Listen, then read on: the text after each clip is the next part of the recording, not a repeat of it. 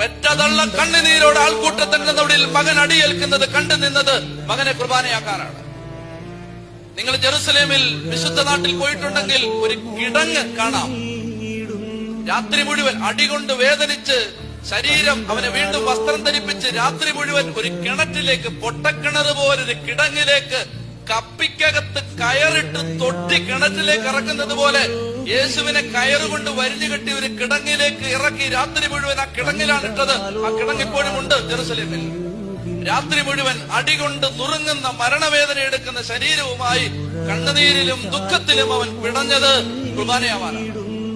പിറ്റേ പ്രഭാതത്തിൽ അവനെ വീണ്ടും വസ്ത്രം ധരിപ്പിച്ച് കാൽവരിയുടെ നെറുകയിലേക്ക് കൊണ്ടുപോകുമ്പോ കുരിശിന്റെ വഴിയുടെ ഫോട്ടോകളിൽ നമ്മൾ കണ്ടിട്ടുള്ള ഫോട്ടോയിലെല്ലാം ഈശോ നല്ല ആരോഗ്യത്തോടെ തോളത്ത് ലാഘവ ബുദ്ധിയോടെ ഒരു കുരിശെടുത്തോണ്ട് പോകുന്ന പടമാണ്.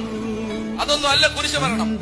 യഹൂദ ചരിത്രകാരന്മാരായ ഒക്ടേവിയൻ, ജോസേഫൂസ് എന്നൊക്കെ പറയുന്ന ചരിത്രകാരന്മാർ യേശുവിനെ കുരിശിൽ മരിപ്പിച്ച കൊന്ന രീതി ചരിത്രത്താളുകളിൽ എഴുതി വെച്ചിട്ടുണ്ട്.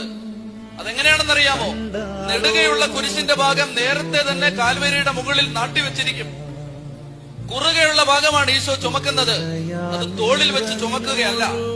അവന്റെ കഴുത്തിന്റെ പിന്നിലേക്ക് ഈ മരക്കഷണം, അവനേക്കാൾ 10 ഇരട്ടി ഭാരമുള്ള ഈ മരക്കഷണം ചേർത്ത് വെച്ച് കയറുകൊണ്ട് കെട്ടും. അപ്പോൾ ഈശോ ഗാഗുൽത്താമലയിലേക്ക് നടന്നു പോകുന്നത് കുരിശാകൃതിയിലാണ്.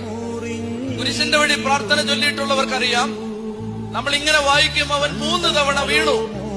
3 എന്നുള്ളത് പ്രാർത്ഥിക്കാൻ വേണ്ടി സഭ നിജപ്പെടുത്തി തന്ന, ചുരുക്കി തന്ന സംഖ്യയാണ്. 3 അല്ല, 30 വീണിട്ടുണ്ടാവും.